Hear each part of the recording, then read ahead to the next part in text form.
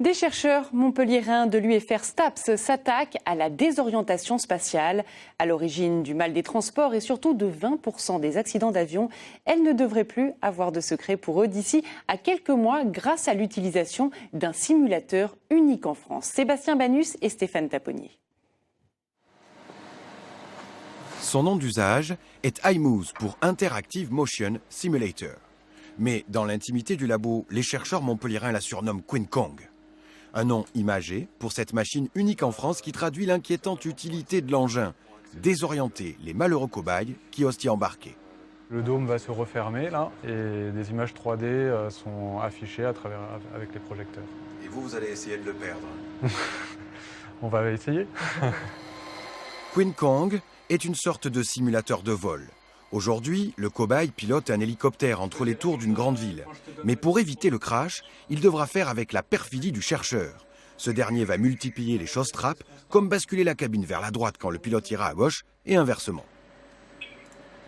L'idée, c'est de perturber les mouvements perçus avec les mouvements réels, d'introduire des incohérences et de voir comment il réagit.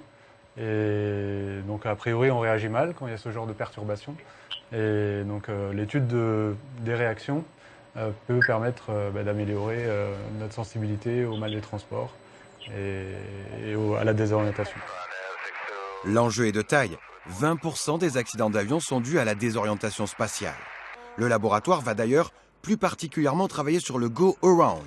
Il s'agit de la manœuvre qui consiste à annuler un atterrissage au dernier moment en remettant les gaz. Une manœuvre critique lorsqu'elle s'effectue de nuit car sans la vision, le pilote est trahi par son oreille interne. Il est incapable de savoir s'il monte ou descend sous l'effet de l'accélération.